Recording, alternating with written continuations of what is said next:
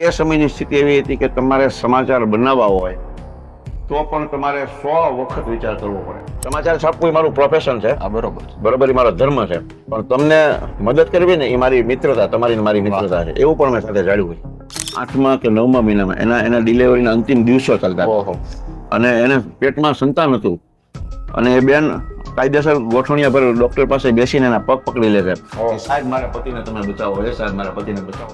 કાયમ માટેનો એક સંદેશ છે, બેખોફ ખબર. વાહ. અને હંમેશા હું બેખોફ ખબર આપવા માટે બંધાયેલો છું. જો ભાજપ સરકાર, વર્તમાન સત્તાધીશો આમાં ધ્યાન નહીં આપે, લોકોના પ્રશ્નોને વાચા નહીં આપે, લોકોના પ્રશ્નો નહીં ઉકેલે, પ્યોર કાઠિયાવાડી, એમાં આપણું ગોહિલવાડ, એટલે આપણે સાથે જેની સાથે ચા પીધી હોય ને આપણે તેનું પણ ખરાબ ના થાય. કોર્ટ, હું જાઉં અને નામદાર કોર્ટ સામે બેસું અને ડાયસ ઉપરથી નામદાર કોર્ટ એમ કે પત્રકાર શ્રી શું આવી ગયા છો, અને હું નીકળું એટલે કે પાછા કે આવતીકાલે શું લખવાના છો જોજો. એવા કેટલાય લોકો છે કે તળાજા મૂકી દીધા પછી પાછા રહેવા એવા છે કે ભાઈ મારે છે ને તળાજા વગર નથી. એટલે તળાજા બહુ સારું ગામ છે. મારી સાથે ક્યારે એવું બન્યું છે કે ક્યારેક ધમકી આવી હોય કે ક્યારેક તમને દબાવવામાં આવ્યા હોય કે નહીં આ ન્યૂઝ તમે ન ચલાવતા? પ્રદેશ કક્ષાના રાજકીય નેતા ના દીકરા સાથે ઘટના બની તો એ સમય મારી પર ફોન આવ્યો, ભાઈ તમે આમાં જોજો છે. દવાવડમાં હું છું સિદ્ધરાજસિંહ સરવૈયા. આજે આપણે દવાવડમાં એક આપણે ચીલો પાડવા જઈ રહ્યા છીએ.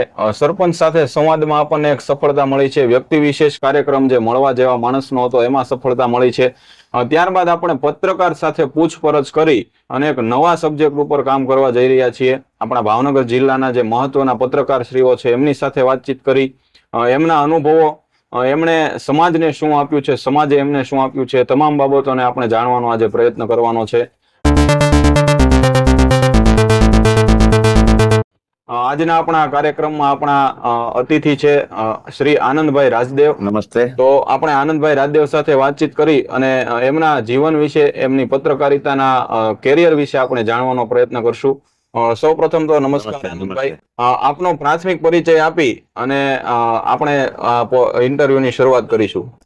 આમ તો લગભગ તળાજા વાસીઓ અને તળાજા તાલુકો અને લગભગ ભાવનગર જિલ્લો મારાથી પરિચિત છે. છતાંય તે આપના દર્શકોને પહેલા તો ખૂબ ખૂબ શુભેચ્છા અને તમને પણ ખૂબ ખૂબ શુભેચ્છા કે તમે એક તળાજા પંથકના એક નવા પત્રકાર તરીકે ઉભરી આવ્યા છો અને એક નવો કોન્સેપ્ટ લઈને આવો છો, એક નવા વિચાર સાથે. પત્રકારત્વ એક નવો વિચાર. પણ મારો પરિચય હું આનંદ રાજદેવ. છેલ્લા 30 વર્ષથી પત્રકારત્વ ક્ષેત્રે સંકળાયેલો છું. મારી જન્મભૂમિ અને મારી કર્મભૂમિ તળાજા છે. મેં પોલિટિકલ સાયન્સમાં માસ્ટર ડિગ્રી મેળવેલી છે ભાવનગરની સામરદાસ કોલેજમાં. 30 વર્ષ પહેલા આમ તો મારા નાના મસરાણી સાહેબ તરીકે જે જૂની પેઢી ઓળખે છે, બરોબર, એની અખબારની એજન્સી હતી. એ એજન્સી પછી મારા ફાધરે સંભાળી. બરોબર. અને મારા પિતાએ સંભાળ્યા બાદ હું પણ એક છાપાના વિતરક તરીકે છાપાના જતો. બરોબર. અહીંથી મારી અખબારી આલમની પાપા પગલી શરૂ થઈ. બરોબર. તો આનંદભાઈ, જેમ આપના અભ્યાસ વિશે જણાવ્યું, આપના જે બાળપણની પણ તમે વાત કરી કે તમારે ક્યાંથી આ પત્રકારત્વ, તમારા નાનાથી કદાચ આના બીજ રોપાયા હોય. તેઓ એક અખબાર વિતરક તરીકે કામ કરતા હતા. તમે અત્યારે એમાં તમારું પત્રકારત્વનું કંઈક ને કંઈક છાંટણી કરી અને લોકો સુધી પહોંચાડવાનો પ્રયત્ન કરો છો. મારે એ સમજવાનો પણ પ્રયત્ન કરવો છે કે પત્રકાર બન્યા ત્યારે શું પ્રેરણા હતી, ત્યારે શું મગજમાં વિચારો દોડતા હતા, અને પત્રકાર તરીકે અત્યારે તમારે 30 વર્ષનું તમે કીધું કે અનુભવ છે, તો આજની તમારી મનોસ્થિતિ શું છે અને જ્યારે બન્યા ત્યારે કેવો સમય હતો? જ્યારે હું લગભગ 11મું 12મું ભણતો એ સમયે હું જ્યારે છાપા નાખવા જતો ત્યારે નવી આજ તક ન્યૂઝ ચેનલ અને ઝી ન્યૂઝ આ ચેનલો ચાલુ થઈ. આમાંથી મને પત્રકારત્વની પ્રેરણા મળી. બરોબર. છાપા નાખવા જતો ને તો હું વિચારતો કે મારે એક વખત આજ તક ન્યૂઝ ચેનલનો રિપોર્ટર બનવું છે. બરોબર. મારા પત્રકારત્વની પ્રારંભ અને એ સમયનું આપણું તળાજા અને એ સમયની મનોદશા તો આજથી 28 વર્ષ પહેલા ભાવનગરમાં સંદેશ અને ગુજરાત સમાચાર, જે ગુજરાતના લીડિંગ અખબારો છે. સૌરાષ્ટ્ર સમાચાર આપણું લોકપ્રિય અખબાર તો હતું, પણ આ અખબારો જયારે ભાવનગરની ધરતી પર આવ્યા ગોહિલવાડ, ત્યારે 3 કોલમ નહીં પણ 8 કોલમ સમાચાર શું કહેવાય, બરોબર, સનસનાટી શબ્દ શું કહેવાય, ખળભળાટ શબ્દ શું કહેવાય, આ એણે ભાવનગર જિલ્લાની જનતાને નવું પીરસ્યું. બરોબર. અહીંયા એ સમયની સ્થિતિ એવી હતી કે તમારે સમાચાર બનાવવા હોય તો પણ તમારે 100 વખત વિચાર કરવો પડે. ક્રાઇમની કોઈ ઘટના બનાવવી હોય તો વિચાર કરવો પડે, કોઈ પોઝિટિવ સમાચાર બનાવવા હોય તો વિચાર કરવો પડે. એમ કહેવાય કે પત્રકારત્વના નામે ઘણી બધું ઘટતું હતું. બરોબર.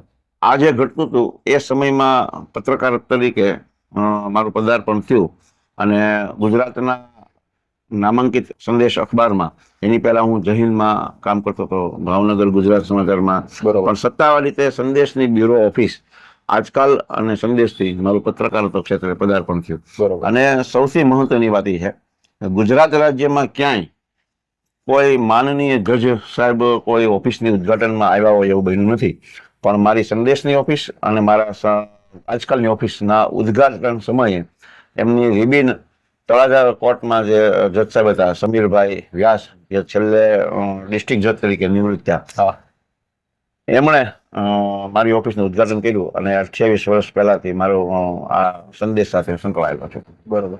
તો આપે જે આપનું કેરિયર શરૂઆત કરી એમની વાત કરી, સાથે સાથે આપણે સૌ જાણીએ છીએ કે લોકતંત્રના જે 2 મહત્વના પાયા છે, એક તો તમે જે જજ સાહેબની વાત કરી એટલે એ પણ પ્રેરણાદાયી કિસ્સો કે એમના દ્વારા જ તમારું કાર્યાલયનું ઉદ્ઘાટન થાય, અને બીજું કે એક પ્રેસ મીડિયા જે આપણું પત્રકારનું આખું જે માળખું છે એ પણ આપણા મીડિયા થકી અત્યારે એક લોકતંત્રને મજબૂત બનાવવામાં મહેનત કરતું હોય છે.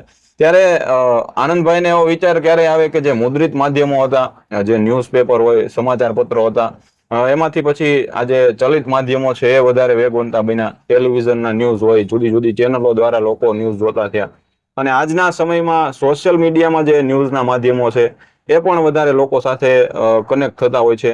તો આ 3 માધ્યમમાં તમે શું તફાવત જોવો છો અને એ બાબતમાં શું તમે કહેવા માંગો છો?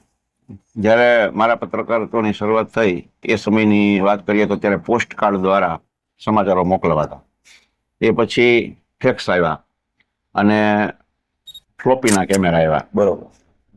ફ્લોપી મોકલી દેવાની અને કોમ્પ્યુટર આવ્યા અને ફ્લોપી ચલાવીને પ્રારંભ થયો. સમય હંમેશા પરિવર્તન આવતું હોય છે. એ પછી સીધા જ ડિજિટલ કેમેરા આવ્યા. તો 2 મેગાપિક્સલનો કેમેરો તમારી પાસે એ સમય હોય તો લોકો જોવા આવતા કે 2 મેગાપિક્સલ કોડાકનો કેમેરો મારી પાસે હતો. આખા ભાવનગર જિલ્લામાં ભાવનગર સિટીને બાદ કરતા સૌથી પહેલો ડિજિટલ જો કેમેરો લાવ્યો હોય તો હું લાવ્યો, કેમ કે સમયની માંગ સાથે કોઈ પણ માણસે અપડેટ થવું પડે. 100%. તો આજનો સમય તમે જુઓ તો પછી મોબાઈલ આવ્યા. મોબાઈલમાં MMS થી ફોટા મોકલવામાં આવતા. જે અહીંથી ભાવનગર દોડીને અથવા સીડીમાં મોકલવાના ફોટા હતા એ મોબાઈલ આવ્યા અને મોબાઈલમાંથી MMS દ્વારા માધ્યમથી ફોટા મોકલતા થયા. એ પછી સીધા જ કેમેરા સાથેના એન્ડ્રોઈડ મોબાઈલ આવ્યા. અને હવે એમ કહેવાય કે આખું જગત તમારા હાથમાં. જેમ ધીરુભાઈ અંબાણીએ આપણને કીધું કે દુનિયા કર લો મુઠ્ઠી મેં, તો મોબાઈલ છે એ દુનિયા મુઠ્ઠીમાં થઈ ગઈ.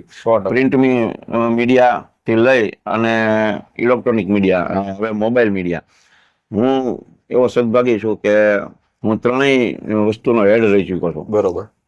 મેં પ્રિન્ટ મીડિયામાં તંત્રી તરીકે, ભાવનગર જિલ્લામાં નાના તંત્રી તરીકે અને PRB એક્ટ હેઠળ, બરોબર, જે તંત્રી કહેવાય કે જેને કાયદાકીય સમજ સાથે એની જવાબદારી સાથે બને એ મેં હોદ્દો ભોગવો. ગુજરાત રાજ્યમાં જ્યારે સૌથી પહેલી ગુજરાતી ન્યૂઝ ચેનલ ચાલુ થઈ એ સમયે હું ગુજરાતનો એવો એક ચેનલ હેડ હતો કે સૌથી પહેલો ગુજરાતી ન્યૂઝ ચેનલનો ગુજરાતી કોઈ વ્યક્તિ હોય અને એ ચેનલ હેડ હોય, તો હું બીજ ન્યૂઝ ચેનલમાં ચેનલ હેડ હતો. આખું ગુજરાતનું મેં ભ્રમણ કર્યું. લગભગ મારી અંડરમાં 350 રિપોર્ટરો કામ કરતા હતા. એ પછી હવે મોબાઈલનો પછી મેં એ પહેલા મારે કેબલ ન્યૂઝ ચેનલ ચાલતી હતી, જે મારા દીકરાના નામે ચાલતી હતી, જીત ન્યૂઝ, કે જેની માત્ર ભાવનગરમાં એક શો ટાઈમ, એ પછી અમદાવાદ ચાલુ થાય અને પછી ગુજરાતમાં ત્રીજી કોઈ ન્યૂઝ ચેનલ ચાલુ કરનાર હોય તો કેબલ ન્યૂઝ ચેનલ ચાલુ. તો એ હું હતો. એ ખૂબ સરસ ચલાવી. પછી અમદાવાદ ગયો, અમદાવાદથી ભાવનગર આવ્યો અને આપણને બીજે ક્યાંય ગોઠવું નહીં દે આપણી તળાજાની ભાષામાં. એટલે ફરી પાછું તળાજામાં, એ સમયે મારું પત્રકારત્વ તળાજામાં ચાલુ જ હતું, પણ એ સમયે પણ ફરી પાછી મારી કર્મભૂમિ મેં તળાજા બનાવી. અને આ 28 વર્ષના ગાળામાં હજી હવે તો AI આવી રહ્યું છે, એટલે હજી પત્રકારત્વ ક્ષેત્રે શું ફેરફાર થાય એ નક્કી નથી. સાચી વાત છે. તો જેમ આપે પત્રકારત્વને લઈ અને જે એના જુદા જુદા માધ્યમો ફરતા ગયા, પરંતુ આપ હજી પણ એની સાથે જોડાયેલા છો. દરેક માધ્યમમાં આપે કંઈક ને કંઈક કરવાના પ્રયત્ન પણ કર્યા છે.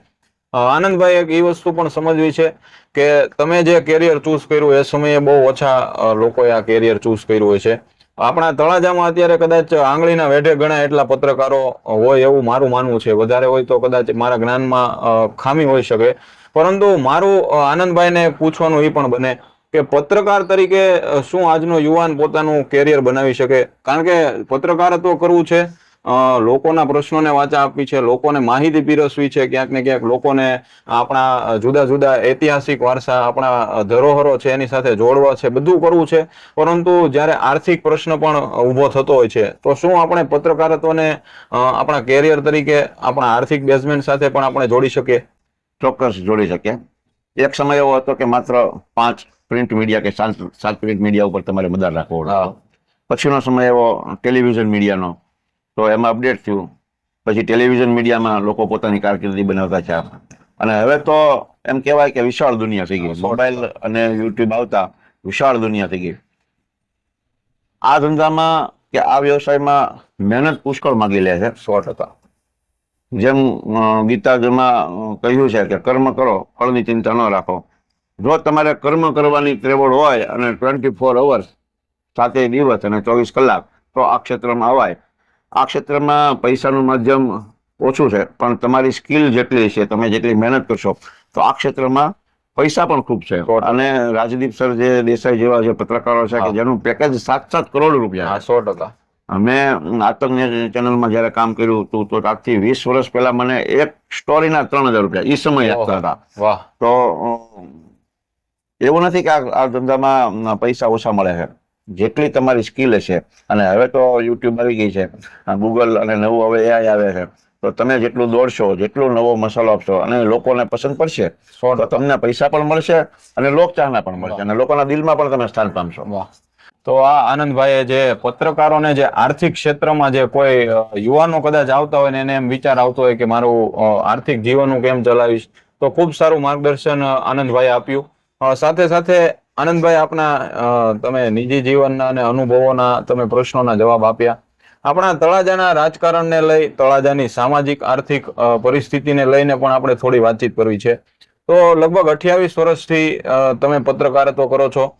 એ પહેલા પણ તમે તળાજામાં જ વસવાટ કરતા હતા. તમારી જન્મભૂમિ, કર્મભૂમિ તળાજા છે. તો તળાજાને તમે ખૂબ જ નજીકથી જોયું છે. જે સત્તા પક્ષ છે એને પણ તમે જોયો છે, જે વિપક્ષ છે એને પણ તમે જોયો છે. ઘણા બધા જુદા જુદા પક્ષોએ આવીને અહીંયા ચૂંટણીઓ લડી પણ છે, ઘણા જીત્યા પણ છે, ઘણા હાર્યા પણ છે. તો તળાજાના રાજકારણને પત્રકાર તરીકે અને તળાજાના નાગરિક તરીકે આનંદભાઈ કઈ રીતે મૂલવે છે?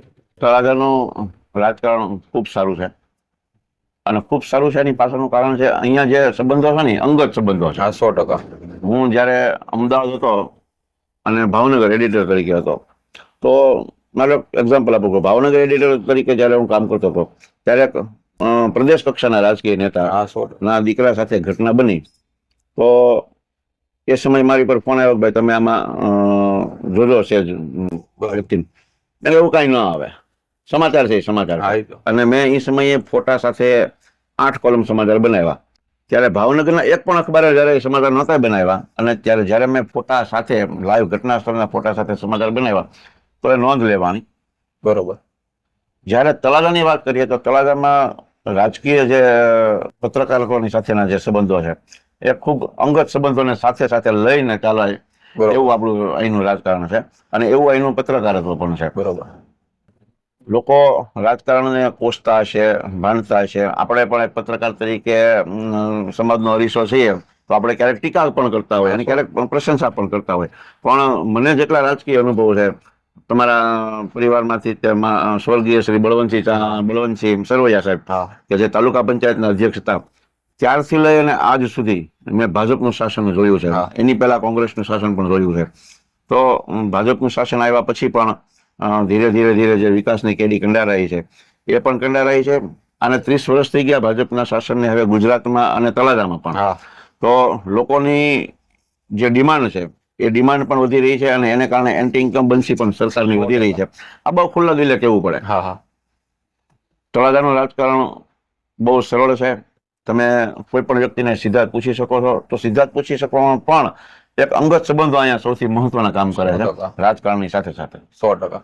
તો જેમ આનંદભાઈએ જાણ કરી, તેમણે બંને સમયો જોયા છે. બંને સમયમાં જે વિકાસ હતો એમના વેગમાં ચાલતો, પણ અત્યારે જે સત્તા પક્ષનું શાસન છે એમાં થોડી એન્ટી ઇન્કમ્બન્સી પણ અત્યારે કામ કરી રહી છે. વિકાસના કામો વધુ વેગવંતા બને એવી પણ આપણે ધ વાવડ તરફથી સત્તા પક્ષને પણ આપણે એક વિનંતી કરીએ. બીજું આનંદભાઈ, મારે એ જાણવાનો પ્રયત્ન કરવો છે, પત્રકાર એટલે જેમ આપણે કીધું લોકશાહીના આધાર સ્તંભમાંનો એક વ્યક્તિ માનવામાં આવે છે, પરંતુ પત્રકારત્વ આપણે કરીએ ત્યારે ઘણા બધા પડકારો આવતા હોય છે, ઘણી બધી મુશ્કેલીઓ આવતી હોય છે. જેમ તમે હમણાં જણાવ્યું એમ, જો કે આપણે અહીંયા સ્થાનિક ક્ષેત્રમાં અંગત સંબંધો એટલે ઓછું બને, પણ આનંદભાઈ સાથે ક્યારે એવું બન્યું છે કે ક્યારેક ધમકી આવી હોય કે ક્યારેક તમને દબાવવામાં આવ્યા હોય કે નહીં આ ન્યૂઝ તમે ન ચલાવતા, અથવા તો તમને વિનંતી પૂર્વક પણ કીધું હોય કે ભાઈ આ એક રહેવા દો તમે? 28 વર્ષના પત્રકારત્વ દરમિયાન મેં અનેક કોંભાળો બહાર પાડ્યા છે. ખાસ કરીને તમને 25 વર્ષ પહેલાની વાત કરું તો તળાજામાં સૌથી મોટી જે બદી હતી શિક્ષણ જગતની, ડમી પરીક્ષાર્થી પ્રકરણ. 100%. એ સમયે ડમી પરીક્ષાર્થી બેસાડવામાં આવતા. એ પછી ધોરણ 10-12ની જ્યારે બોર્ડની પરીક્ષા હોય ત્યારે પુષ્કળ ચોરીઓ થતી. તો એ પછી કોઈ ત્રાહિત વ્યક્તિના નામે ખોટા સોગંદનામા કરીને વિધવાઓ બનાવીને નોકરી મેળવવાનો કૌભાંડો હોય, તો છેલ્લે પેપર ફૂટવાનો કૌભાંડો હોય. આવા અનેક કૌભાંડો મેં બહાર પાડ્યા છે. તો ભાવનગર જિલ્લાની મોટી મોટી ક્રાઇમની ઘટનાઓ પણ તળાજામાં બની છે. તો આ ઘટનાઓને પણ મેં ઉજાગર કરી છે. પણ મેં એક હંમેશા ધ્યાન રાખ્યું છે કે ઘટના છે ને ઘટના છે. 100%. કે કોઈ પણ વ્યક્તિ હોય એ ઘટનાને મેં હંમેશા ઉજાગર કરી છે. 100%. પણ હા, પર્સનલ રીતે હું ક્યારેય કોઈ સાથે ઘણી વખત એવું બને કે પત્રકાર તરીકે ઘણા લોકો પર્સનલ દાવ લે છે, વ્યક્તિગત. તો વ્યક્તિગત મેં ક્યારેય દાવ નથી લીધા. મેં તળાજાના જે કહેવાય તે દરેક સમાચારો છાપ્યા છે. હંમેશા લોકોના સમાચારોને, લોકોના પ્રશ્નોને વાચા મળે એવી મેં સમાચારો લખ્યા છે. મને ક્યારેય કોઈએ ડાયરેક્ટ ધમકી આપી હોય એવો આજ સુધીનો બનાવ નથી. વાહ. અને બનાવ એટલા માટે નથી, તમને એક દાખલો આપું કે તળાજાની એક બહુ મોટી ક્રાઇમની ઘટના હતી. આ મેં ઘટના છાપી, પ્રસિદ્ધ કરી. પછી બનાવ એવો બન્યો કે એ લોકો જ્યારે જેલમાંથી છૂટે તો એવા ફોન આવ્યા કે હવે એ લોકો અત્યારે આ ગાડીમાં બેઠા છે, પ્રાઇવેટ ગાડીનો યુઝ કરે છે, અહીંયા કપડાં બદલાવ્યા છે, અહીંયા 5 સ્ટાર હોટલમાં જમવા ગયા છે. બરોબર. તો એનો પર્સનલ ઇન્ટરેસ્ટ હતો. તો મેં કોઈ દિવસ એવું નથી સાહેબ કે જેથી કરીને એને પર્સનલ તકલીફ પડે. 100%. પ્લસ જે વ્યક્તિઓની બાબતે મેં સમાચારો છાપ્યા છે એને જ્યારે અંગત જીવનમાં જરૂર પડી હોય ને ત્યારે મેં એને દિલથી એની સાથે હું રહ્યો છું. વાહ. બરોબર, કોઈ પણ જાતના સ્વાર્થ વગર. વાહ. હું એટલે જ આજે હજી જૂનું સ્કૂટર ચલાવું છું. નહીંતર તો ઘણા બધા પત્રકારો એવા છે, પણ મને ક્યારેય કોઈ બાબતે લોકોએ પ્રેમથી કીધું છે કે આનંદભાઈ સમાચાર રાખજો. તો આપણું નાનું ગામ છે, ક્યારેક રાખવું પડે, કેમ કે આપણે આ માટીમાં જન્મ છીએ, આ માટીના માણસો સાથે રહેવું છે, રહ્યા છીએ અને હજી રહેવું છે. બરોબર. એટલે પ્રેમથી જો કોઈ આપણને કહેતું હોય તો એવું પણ રાખવું પડે. ઘણી વખત હું મારા મિત્રો સાથે કહેતો હોઉં છું કે મને એટલા બધા સમાચારો મળે છે કે ઘણી વખત એ ઘટનાના હું 70% સમાચાર છાપી પણ નથી શકતો. બરોબર. કે પ્રસિદ્ધ નથી કરી શકતો, એટલા માટે કે આપણા માટીમાં જન્મ છે. બરોબર. અને જ્યાં જન્મ હોય ત્યાં આપણે લાગણીના સંબંધો હોય. બધે ધંધાદારી સંબંધો મેં રાખ્યા નથી. વાહ. અને લોકોને મદદ થાય ને, મેં તમારા કાલ સમાચાર છાપ્યા હોય, પણ તમને પછી તકલીફ પડી હોય તો હું તમારી સાથે ઉભો આવ્યો. બરોબર. સમાચાર છાપવું એ મારું પ્રોફેશન છે. બરોબર. બરોબર, એ મારો ધર્મ છે. પણ તમને મદદ કરવી ને એ મારી મિત્રતા, તમારી મારી મિત્રતા છે. એવું પણ મેં સાથે જાળવ્યું છે. બેલેન્સ જાળવીને મેં કામ કર્યું છે. વાહ. તો જેમ આનંદભાઈએ જણાવ્યું, આજે બહુ ઓછા પત્રકારો એવા જોવા મળે છે. આમ તો કોઈ માટે સોફ્ટ કોર્નર રાખતા હોય અને કોઈ માટે વિરોધમાં જોરથી બોલતા હોય, પણ તમે બેલેન્સ કર્યું છે. જ્યારે કોઈનો સપોર્ટ કરવાનો વાત હોય, કોઈ સારું કામ કરતું હોય, સકારાત્મક દિશામાં હાલતું હોય તો એને ખુલીને તમે સપોર્ટ પણ કર્યો છે. અને જે દરેક પત્રકારનો ધર્મ છે કે કોઈ ખોટું કરે છે તો ત્યાં તમે વિરોધ પણ કર્યો છે, પરંતુ વ્યક્તિગત આક્ષેપ નથી કર્યો. આપણે રાજકીય પરિસ્થિતિની ચર્ચા કરી, તળાજાના ઇતિહાસ, તળાજાની આપણા હું ઘણા બધા લેખો પણ વાંચતો હોઉં છું. જે તળાજાનો રાજકીય ઐતિહાસિક જે વારસો છે એમની વિશે થોડી માહિતી આપજો. અને તળાજામાં જે જુદી જુદી જ્ઞાતિના લોકો વસવાટ કરે છે, જુદા જુદા ધર્મના લોકો વસવાટ કરે છે, તો એ જે આપણું આખું સામાજિક માળખું છે અને જે ઐતિહાસિક માળખું છે એના ઉપર થોડો પ્રકાશ પાડજો. આપણે ખૂબ સદભાગી છીએ કે આપણને તળાજાને લોકો બે બાબતથી ઓળખે છે. એક તો નરસિંહ મહેતાની ભૂમિ હા 100%. અને બીજી વીર એભર રાજાની ભૂમિ. હા 100%. આ બે આપણા ધરોહર છે, આપણે જેનાથી ગૌરવ અનુભવી શકીએ. પ્લસ ભૌગોલિક રચનાની વાત કરીએ તો આપણને તળાજા તાલુકો જ્યાંથી શરૂ થયો કે જ્યાં પૂરો થાય ત્યાં આપણને દરિયા કિનારો મળ્યો, હા 100%. જેનાથી એક સમયે એવું હતું કે આપણે તળાજાનો આર્થિક પ્રગતિ, તળાજા હંમેશા પ્રગતિ કરતું સિટી છે. 100%. લોકો જે કાંઈ સમજતા હોય તે 2 દિવસ પહેલા તે તળાજાની શાક માર્કેટમાં 10 બાય 10 ની દુકાન 70 લાખ રૂપિયામાં વેચાણ. ઓહો. એક મેં સમાચાર છાપ્યા હતા કે 1 ફૂટના 1 લાખ રૂપિયાની જમીન બજરંગદાસ બાપા ચોકમાં વેચાણ. હા. તો આ તળાજાની પ્રગતિ છે. લોકો જે કાંઈ કહેતા હોય તે કે તળાજામાં શું લઈ લેવાનું છે. હા બરોબર. ગુજરાત રાજ્યનો એક પણ એવો તાલુકો નથી કે જ્યાં તળાજાનો યુવાન તમને નોકરી, સરકારી નોકરી કરતા જોવા મળશે. 100%. તો લોકો શિક્ષણ બાબતે તળાજાને બાંધે છે, તો આ શિક્ષણ આવ્યું ક્યાંથી? આ તળાજાની વિદ્યાર્થીઓની ખમીરતા છે. રહી વાત તળાજામાં પચરંગી, તળાજા છે એ પચરંગી ગામ છે, તળાજા તાલુકો છે એ પચરંગી ગામ છે. 100% સૌથી વધુ સમૂહ કોળી સમાજ, કોળી ભાઈઓનો છે. એ ઉપરાંત આહિર સમાજ છે, ક્ષત્રિય સમાજ છે, દલિત સમાજ છે, મુસ્લિમ સમાજ છે, કલક સમાજ, દરેક સમાજ અહીંયા રહે છે. સૌથી મોટી વાત એ છે કે આપણે હિન્દુ હોય કે મુસ્લિમ હોય કે દરેક સમાજ હોય, કોઈ પણ આપત્તિના સમયમાં એકબીજાના સહકાર સાથે જીવન જીવા છે. એ કોઈ ધાર્મિક બાબત હોય તો તે એકબીજાની સાથે જીવન જીવા છે. અહીંયાથી ગણપતિ દાદાની યાત્રા નીકળે તો મુસ્લિમ ભાઈઓ પણ એમાં ઠંડુ અને શરબતને પીવડાવીને સાથે જોડાય છે. એટલે તળાજા છે ને એ પચરંગી ગામ છે અને સૌથી સારો ભાઈચારો હશે તો આ ગામમાં તમને જોવા મળે છે. એવા કેટલાય લોકો છે કે તળાજા મૂકી દીધા પછી પાછા રહેવા એવા છે કે ભાઈ મારે છે ને તળાજા વગર નથી ગમતું. એટલે તળાજા એક બહુ સારું ગામ છે અને હજી તળાજા ખૂબ પ્રગતિ કરવાનું છે. આમ છે.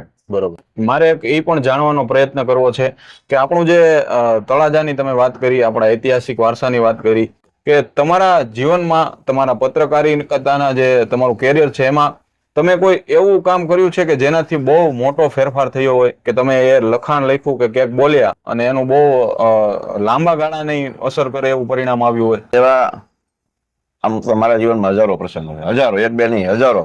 મેં જે લખ્યું હોય અને એની રાજ્ય સરકાર લેવલે ઇમ્પેક્ટ પડી હોય. વાહ. સૌથી પહેલો તમને હું દાખલો આપું તો તળાજાની જે બંને સ્કૂલોમાં જ્યાં બોર્ડની પરીક્ષાઓ લેવાતી હતી ત્યાં વર્ષો પહેલા લોકો ટીંગાઈ અને ચોરીઓ કરાવતા હતા. ખુલ્લેઆમ ચોરીઓ થતી હતી. આના અમે 2-3 ફોટાઓ પાડીને અહેવાલો પ્રસિદ્ધ કર્યા. એ પછી આખા ગુજરાતમાં બોર્ડની પરીક્ષાઓ લેવાની ત્યારે સીસીટીવી કેમેરા સાથે લેવાની શરૂઆત થઈ. વાહ. ડમી પરીક્ષાથી પ્રકરણ અહીંથી મેં ઉજાગર કર્યું અને એ પછી ધીરે ધીરે ડમી પરીક્ષા પ્રકરણને ડામવા માટે રાજ્ય સરકારે સખત પગલાં લીધા. વાહ. મારા બીજા પ્રસંગ દાખલો આપું તો હું એક પત્રકાર તરીકે એવું ગૌરવ અનુભવું છું કે નામદાર કોર્ટ હું જાઉં અને નામદાર કોર્ટ સામે બેસું અને ડાયસ ઉપરથી નામદાર કોર્ટ એમ કે પત્રકાર શ્રી શું આવી ગયા છો? અને હું નીકળું એટલે કે પાછા કે આવતીકાલે શું લખવાના છો જોજો. વાહ. એક પલંગની અંદર એક શિપમાંથી ઓચિંતો અગનગોળો છૂટ્યો અને એક સાથે 5 વ્યક્તિ મૃત્યુ પામ્યા. એ કેસ તળાજા કોર્ટમાં સૌથી પહેલો આવ્યો. તો ડાયસ ઉપરથી નામદાર કોર્ટે કીધું કે મેં આજે સંદેશ વાંચી અને મને ખબર પડી કે અલંગને આ લોકોએ કબ્રસ્તાન બનાવી દીધું છે. બરોબર. તો આવા અનેક પ્રસંગો મારા જીવનમાં છે કે જે મને પત્રકાર તરીકે ગૌરવ અનુભવે છે, હું અનુભવું છું. પ્લસ એમાં સરકારે, તંત્રએ, પ્રશાસને ઘરમૂળથી ફેરફાર કર્યો હોય અને પ્રજાની સુખાકારીના પગલાં લીધા હોય. વાહ. તો જેમ આનંદભાઈ તમે જે 3 કામો ગણાવ્યા, આ સિવાય અસંખ્ય કામો એવા છે, પણ આ 3 એવા કહી શકાય કે સમગ્ર ગુજરાતને અથવા તો સમગ્ર તળાજાને આની ખૂબ લાંબા ગાળાની અસર થઈ. બીજું મારે આનંદભાઈ એ વસ્તુ પણ જાણવાનો પ્રયત્ન કરવો છે કે પત્રકારત્વમાં તમે જેમ કીધું કે એ સમયે આજ તક ને એ બધી નેશનલ અથવા તો ઇન્ટરનેશનલ મીડિયાની ચેનલો પણ હતી, તો ભવિષ્યમાં આનંદભાઈ આપણા ગુજરાતના સ્થાનિક કોઈ સંસ્થા સાથે જ તે પત્રકારત્વ કરશે કે તમે રાષ્ટ્રીય કક્ષાના કોઈ સંસ્થા સાથે જોડાવા માંગો છો? હું અહીંયા તળાજાથી અને અહીંની લાગણીથી જોડાયેલો માણસ છું. મેં કોર્પોરેટ જગતમાં પણ કામ કર્યું છે. બરોબર. આખા ગુજરાતનું ભ્રમણ પણ કર્યું છે. મને ઘણી બધી જ ઓફરો થઈ ટોપ લેવલના ગુજરાત રાજ્યના ઇલેક્ટ્રોનિક મીડિયા અને પ્રિન્ટ મીડિયા આ બંને દ્વારા. પણ મેં જે કોર્પોરેટ જગતની જે ગંદકી જોઈ છે, બરોબર, આપણા આપણે પ્યોર કાઠિયાવાડી, એમાં આપણું ગોહિલવાડ. હા એટલે આપણે સાથે જેની સાથે ચા પીધી હોય ને આપણે તેનું પણ ખરાબ ના થાય. બરોબર.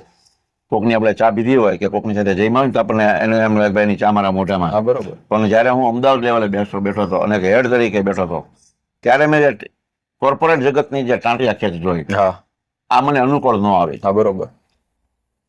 મને ટોપ લેવલનો મારી પાસે હોદ્દો હતો. એ હોદ્દો છોડીને તળાજા આવવાનું મારું કારણ જ એ છે કે કોઈની સાથે કોઈનું ખરાબ ન કરવું, બરોબર. દુશ્મનનો પણ ભવિષ્યમાં ખરાબ ન કરવું. વાહ.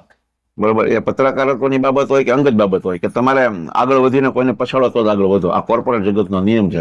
મને ફાવટ ન આવી એટલે ફરી પાછું હું તળાજા આવ્યો. વાહ.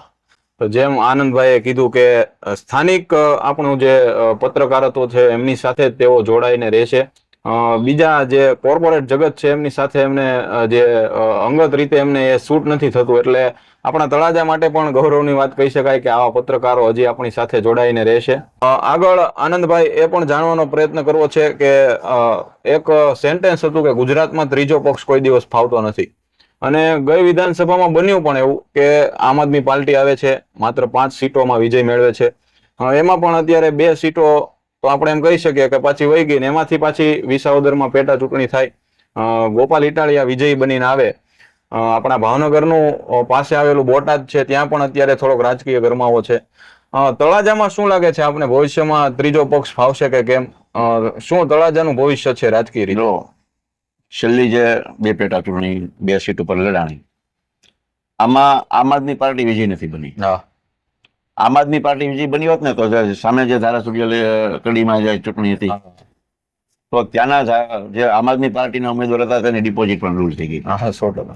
ગોપાલ ઇટાલિયા જે જીતા છે એ પોતાની પર્સનલ ઇમેજના કારણે જીતા. 100%. પ્રજા હંમેશા પોતાનો અવાજ બુલંદ કોણ બનાવી શકે 100%. અને પોતાને મજબૂત નેતૃત્વ કોણ આપી શકે, અડધી રાતનો હોકારો કોણ બની શકે, આવા નેતાને પ્રજા ચૂંટતી હોય છે. સાચી વાત છે. તો આમ આદમી પાર્ટી ગુજરાતના લોકો માટે હું એવું નથી કહેવા માંગતો કે વિકલ્પ ન બની શકે. ગોપાલ ઇટાલિયા જે જીતા છે પર્સનલ પોતાની ઇમેજના કારણે જીતા છે, જે 2 બાક બોલે છે. આજનો જમાનો કેવો છે? નરેન્દ્ર મોદી સાહેબનો જમાનો કેવો શા કારણે છે કે ગુજરાતના રાજકારણમાં આવ્યા પછી બેખોફ કોઈ વ્યક્તિ બોલી શકતું હોય તો નરેન્દ્રભાઈ મોદી બોલી શકતા હતા. એનો પ્રચાર થયો, એનો પુષ્કળ પ્રસાર થયો 100%. અને એ ધીરે ધીરે પ્રગતિ કરતા દેશના વડાપ્રધાન બની ગયા. ગોપાલભાઈ ઇટાલિયા આવ્યા તો અત્યારે સોશિયલ મીડિયાનો પણ જમાનો છે. તો સોશિયલ મીડિયામાં એનો એટલો બધો પ્રચાર થયો કે આજે સામાન્ય હું જોઉં છું નીચે, કાલ દાદરો જોતો હતો, સામે ફ્રૂટ વાળા ભાઈ છે, અભણભાઈ છે, એ ગોપાલ ઇટાલિયાને જોતા હતા. વાહ. બરોબર. તો ગોપાલ ઇટાલિયા જે જીતા છે એ પોતાની પર્સનલ ઇમેજના કારણે જીતા છે. પરંતુ જ્યારે 2 પક્ષ છે તો હંમેશા જેમ આપણા પત્રકારત્વ ક્ષેત્રમાં એક સમય એવો હતો કે પ્રિન્ટ મીડિયાની બોલબાલા હતી, પછી એમાં ઇલેક્ટ્રોનિક મીડિયા એટલે કે ટેલિવિઝન મીડિયા ભેળ્યું અને હવે સોશિયલ મીડિયા એટલે કે મોબાઈલ મીડિયા પણ ભેળ્યું. બરાબર. તો હંમેશા સમય છે પરિવર્તન માંગતું હોય છે. વાહ. આજે સરકારની એન્ટી ઇન્કમ્બન્સી, મેં અગાઉ પણ કીધું કે સરકારની એન્ટી ઇન્કમ્બન્સી વધતી રહી છે. જો ભાજપ સરકાર, વર્તમાન સત્તાધીશો આમાં ધ્યાન નહીં આપે, લોકોના પ્રશ્નોને વાચા નહીં આપે, લોકોના પ્રશ્નો નહીં ઉકેલે, લોકોના મગજમાં અત્યારે ઘટતું જાય છે કે ભ્રષ્ટાચાર ખૂબ વધી રહ્યો છે. ખાસ કરીને અધિકારી વર્ગ, તમને તળાજા કોર્ટનો દાખલો આપું તો 7 વર્ષ પહેલા બનેલું કોર્ટ બિલ્ડિંગ, સામાન્ય બિલ્ડિંગ નહીં, કોર્ટ બિલ્ડિંગ જો જર્જરિત થઈ જતું હોય અને એના અધિકારી સામે ન્યાયપાલિકા પણ જો પગલાં ન ભરી શકતું હોય તો આ ગુજરાતની વાસ્તવિકતા છે. અને આ વાસ્તવિકતા અહીંના રાજકીય આગેવાનો દરેક પક્ષના, માત્ર સત્તાધારી પક્ષના નહીં, દરેક પક્ષના રાજકીય આગેવાનોએ આ સ્વીકારવું પડશે અને એમાં બદલાવ લાવવો પડશે. 100%. અને મજબૂત નેતૃત્વ જે આપશે એને પ્રજા આગામી સમયમાં ચૂંટશે. વાહ. તો જેમ આનંદભાઈએ કીધું કે દરેક વસ્તુ સંભવ છે, પરિવર્તન એ સૃષ્ટિનો નિયમ છે. સત્તા પક્ષે પણ થોડી કામગીરી કરવી પડશે, સાથે સાથે વિપક્ષે પણ પોતાની જવાબદારી તાકાતથી નિભાવવી પડશે. તો જ એક આપણે આમૂલ પરિવર્તન લાવી શકશું, સ્થાયી વિકાસ કરવામાં સફળ થશું. આનંદભાઈ, એક વસ્તુ મારે એ પણ જાણવાનો પ્રયત્ન કરવો છે કે આપણા પત્રકારત્વ દરમિયાન કોઈ એવી ઘટના બનેલી કે જે તમારા હૃદયને સ્પર્શી ગઈ હોય, ચાહે કોઈ પણ ઘટના હોય કે જેથી તમને એની લાંબી અસર થઈ હોય, તમને ઇમોશનલ, તમને ખૂબ ટચ કરી ગઈ હોય? પત્રકારત્વને દરરોજ નવો વિષય આવતો હોય છે અને દરરોજ હું હંમેશા ફિલ્ડમાં કામ કરનારો માણસ છું, ટેબલ ખુરશી પર બેસીને નહીં. હા બરોબર. ગ્રાઉન્ડ ઝીરો રિપોર્ટિંગ એ મારું સૂત્ર છે. જ્યારે જ્યારે જતા હોય છે ગ્રાઉન્ડ ઉપર કામ કરવા માટે, ત્યારે એ દરેક અનેક ઘટના હોય છે દરરોજ. તો દાખલા તરીકે ક્રાઇમની ઘટનાની હું તમને મારા વર્ણન કરું તો જ્યારે એમના હસબન્ડ જે બેન હતા એ બેનના પતિનું નિધન ડોક્ટરે એને મૃત જાહેર કર્યા, ત્યારે એ બેન 8મા કે 9મા મહિનામાં એના ડિલિવરીના અંતિમ દિવસો ચાલતા અને એને પેટમાં સંતાન હતું અને એ બેન કાયદેસર ગોઠવણીયા પર ડોક્ટર પાસે બેસીને એના પગ પકડી લે છે કે સાહેબ મારા પતિને તમે બચાવો, એ સાહેબ મારા પતિને બચાવો તમે. ત્યારે ડોક્ટર એમને નથી કહી શકતા કે તમારો પતિ આ દુનિયામાં હયાત નથી. ત્યારે મેં એ બેનને કીધું કે બેન તમે હિંમત રાખો, આજે હવે તમારા પતિ હયાત નથી.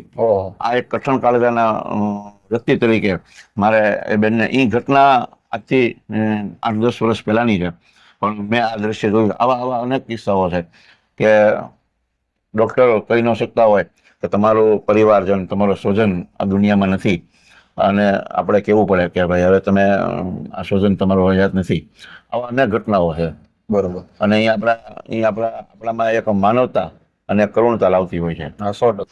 જે આનંદભાઈ અત્યારે કરુણ ઘટનાની વાત કરી, દરેક પત્રકારો આવી ઘટનાઓ સાથે જોડાયેલા હોય છે.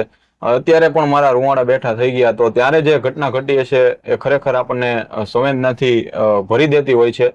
આનંદભાઈ, આપણે સંવાદના અંત તરફ જઈ રહ્યા છીએ. સંવાદનો અંતિમ પ્રશ્ન મારે આપણે પૂછવાનો કે પત્રકારો માટે, આપણી તળાજાની જનતા માટે એક પત્રકાર તરીકે આનંદભાઈનો કાંઈ સંદેશ હોય, કાંઈ વિનંતી હોય, કાંઈ તમે 2 શબ્દો કહેવા માંગતો હોય તો આપણા તળાજાના લોકોને અથવા તો પત્રકાર ક્ષેત્ર સાથે જોડાયેલા લોકોને આપ શું કહેવા માંગો?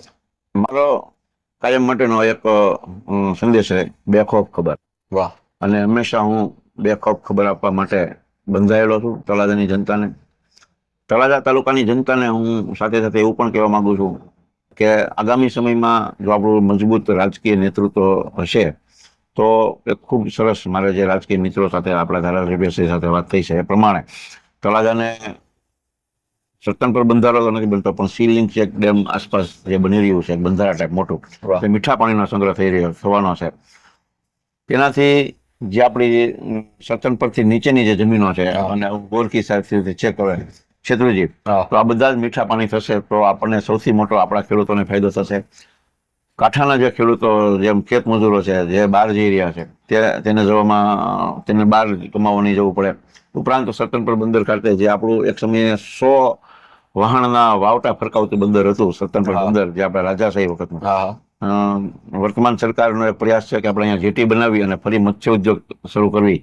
તો તળાજાની ખેતી તો સમૃદ્ધ છે, જમીનની ખેતી સમૃદ્ધ છે, પણ ભવિષ્ય આપણું એવું પણ બને કે બને તેટલું વહેલું દરિયાની ખેતી જો સમૃદ્ધ થાય તો આખા સૌરાષ્ટ્રમાં એકમાત્ર તાલુકો, આખા ગુજરાતનો એકમાત્ર તાલુકો એવો હશે તળાજા કે જે દરિયાની ખેતી પણ આવશે, કરોડો રૂપિયાની આવક આવશે, અને જમીનની ખેતીની પણ કરોડો રૂપિયાની આવક આવશે, જેનાથી તળાજાની વધુ પ્રગતિ, આર્થિક વધુ પ્રગતિ થશે. એટલે આ કાંઠાળ વિસ્તારના જે લોકો છે એને પણ કામગીરી મળી રહેશે, રોજીરોટી મળી રહેશે, વધુ આવક થશે. અને સાથે સાથે આપણી ખેતીની જે જમીન છે એમાં પણ ખેડૂતો હવે નવું કરી રહ્યા છે, તો એમાં પણ આપણી પ્રગતિ ખૂબ સારી છે. આપણું માર્કેટિંગ યાર્ડ છે કે આપણા ખેડૂતો છે, અમે આંકડા લેતા હોઈએ ત્યારે કરોડો રૂપિયાની આપણે દરરોજની આવક. આપણું તમે આપણી બેંકો બધી જોવો તો દરરોજમાં કરોડો રૂપિયાનું ટ્રાન્ઝેક્શન છે. તો આગામી સમયમાં પણ તળાજાનો ખૂબ વિકાસ છે. અને તમે જોઈ રહ્યા છો કે તળાજાનો વિકાસ છે એટલા માટે તળાજામાં મિલકતના બધા ભાવ છે. 100%. નીચે તો ધંધો રોજગાર ન હોય, નીચેની દુકાન 70 લાખમાં ગઈ તો એને 7,000 વેપાર છે, ત્યારે 70 લાખ છે ને. તળાજાની હજી ખૂબ પ્રગતિ થવાની છે, આવું હું દિલથી માનું છું. અને આગ્રહ સાથે નહીં, હઠાગ્રહ સાથે કહું છું કે તળાજાની પ્રગતિ છે ને છે. આરોગ્ય લેવલે છે, શિક્ષણ લેવલે છે અને આર્થિક લેવલે છે. વાહ. તો જેમ આનંદભાઈ આપને જણાવ્યું, સત્તા પક્ષને પણ અવારનવાર તેઓ રજૂઆત કરતા હોય છે અને એમની આશા પણ છે કે આપણા જે છેવાડાના માનવીઓ છે તે ખેતી સાથે જોડાયેલા હોય કે દરિયાઈ ખેતી સાથે જોડાયેલા, તેમને ભવિષ્યમાં ખૂબ લાભો થવાના છે. પત્રકાર તરીકે તેમણે સત્તા પક્ષને રજૂઆતો કરેલી છે, સફળ થાય એ પણ આપણે આશા રાખીએ. સંવાદનો આપણે અંત કરવો છે ત્યારે આનંદભાઈ, અમે ધ વાવડ તરફથી આપને કહેવા માંગીએ કે અમારા માટે કોઈ માર્ગદર્શન હોય, અમારા માટે આપનું કોઈ સૂચન હોય તો એ આપો અને આપણે સંવાદને અંત કરીએ. ફરી વખત તમને ધોબાવળીને ખૂબ ખૂબ શુભેચ્છાઓ. પત્રકારત્વ એટલે કોઈ એક વસ્તુ નથી. જેમ દરિયો છે હા. એમ પત્રકારત્વ જગત છે. 100%. તમે જેટલી મહેનત કરશો પણ એક તમારો જે નવો લોકોને મળવું, લોકોને ઇન્ટરવ્યુ કરવા, હા એક શીલા ચાલુ સમાચાર તમે નથી બનાવતા હા કે ભાઈ દવાખાનામાં આવ્યા ને 2 જણને વાગ્યું ને બાઇક રસડાણું હા અને સમાચાર પૂરા થઈ ગયા. હા એક તમે નવા જ ઇન્ટેન્સ સાથે, નવા એક વિષય સાથે આવ્યા છો, તમને ખૂબ ખૂબ સફળતા મળે. હા. અને પત્રકારત્વ કોઈની જાગીર નથી હા 100%. કે પત્રકારત્વ ઉપર કોઈનું વર્ચસ્વ નથી. નથી. હા તો તમે દરેક ફિલ્ડને સરસ રીતે આવરી લો અને તમે ખૂબ પ્રગતિ કરો. માત્ર પત્રકારિતા ક્ષેત્રે નહીં, આર્થિક ક્ષેત્રે, પારિવારિક ક્ષેત્રે પણ ખૂબ નામના મેળવો, હા. પ્રગતિ કરો, તેવી હું પણ તમને ખૂબ ખૂબ શુભેચ્છા પાઠવું છું. મારા માતાજીને તમારી માટે પણ હું અભ્યર્થના કરું છું. વાહ. તો આ હતા આનંદભાઈ. આપનો ખૂબ ખૂબ આભાર. આપે અમને માર્ગદર્શન આપ્યું, સૂચન આપ્યું. સાથે સાથે આપણે આજે પત્રકાર સાથે પૂછપરછના વિશેષ કાર્યક્રમમાં આપણા તળાજાના આંગણીના ટેરવે ઘણા એટલા પત્રકારોમાં શિરમોર સ્થાને જે છે એવા આનંદભાઈ રાજદેવ સાથે આજે આપણે વાતચીત કરી. એમના જીવનના તમામ કિસ્સાઓ, એમના જીવનમાં કરેલા અનુભવો, સારા અને ખરાબ અનુભવો, આપણી તળાજાની રાજકીય પરિસ્થિતિ, સામાજિક પરિસ્થિતિ, ઐતિહાસિક પરિસ્થિતિ તમામને એમણે આપણને સમજાવવાનો પ્રયત્ન કર્યો. એ માટે આનંદભાઈ આપનો પણ અમે આભાર માનીએ છીએ. આવા ને આવા વધારે લોકો સાથે આપણે મળતા રહીશું. અમારી સાથે અવનવા વિડીયો જોવા માટે જોડાયેલા રહેજો. માત્ર ને માત્ર ધવાવડ પર.